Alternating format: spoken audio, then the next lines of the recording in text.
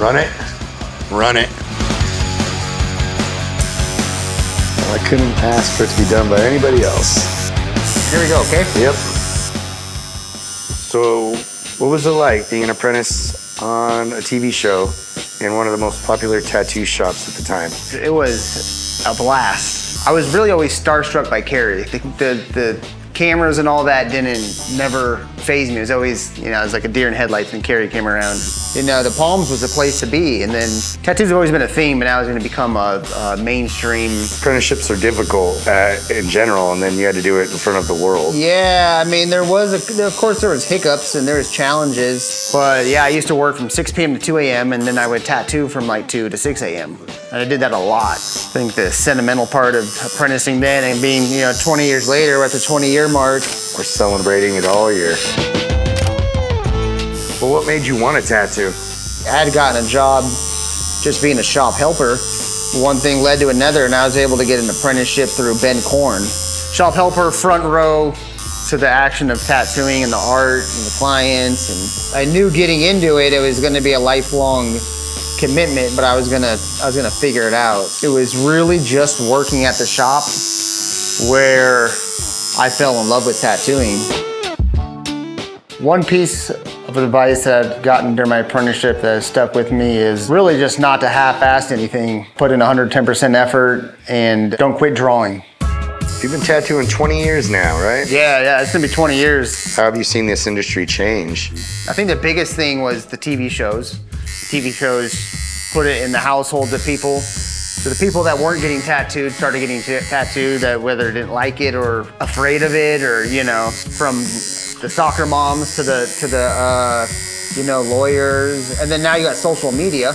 You can buy everything off of Amazon and start tattooing now. There's so many good tattooers out there now, and in this town especially, that if you're not keeping up or trying to push your own boundaries, then you're just gonna get left behind. I got in right when it was starting to pop off. Yeah, I mean, I kind of think it's always kind of been that way, but it's more, you know, so they had conventions and magazines, and I think that was the time where there was like a tattoo boom and I don't want to say a renaissance, but, you know, the TV shows making things more popular and less scary. Obviously on the show, you had a bunch of different fun challenges they asked you. How fast can you drink a gallon of milk these days? I cannot drink a gallon of milk very quickly at all. But I bet you I can still drink a gallon of milk in an hour. In an hour? I'd probably just get fucked up, to be honest. Couple lactates before, maybe.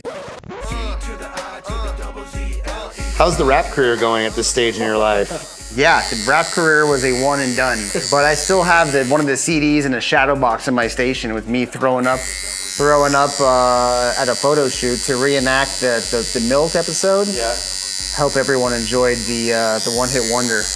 When I was closing down the warehouse, when we moved all the distribution of all the merchandise out of Florida, I found a box. And in that box were DIZZLE song CDs. Yeah, okay. Those are the ones. Yes. We did perform it live once at the Salt Lake City Tattoo Convention. Really? Yeah. And that was like, Big D was rapping, and then I was just sitting on the stage like I didn't belong there, basically. I rapped like the first 2 hours, fucking hammered, because that was just gonna help with the anxiety. I remember Rick Walters looking and staring at me like, you're a fucking dumb fuck. Like, what are you doing up there? Oh, he tattoos and he raps, huh? And I'll never forget him staring at me and me looking at him and trying to rap. It's so stupid. What's been new for me is really just traveling. I went to Indonesia and Thailand a couple months ago, and I got tattooed over there, and really just trying to visit the earth and see different cultures. You could check that out. I'm stoked. Yeah, it looks a little different, huh? Yeah. If it doesn't turn into that, I'm gonna be very upset. Okay. I feel like one of those kids that get like their birth year right above their knee. Thank you, sir. Hart Huntington means everything to me. You know, if it wasn't for Hart Huntington, I wouldn't be tattooing today, and it means a lot to get to come here and hang out with you guys today.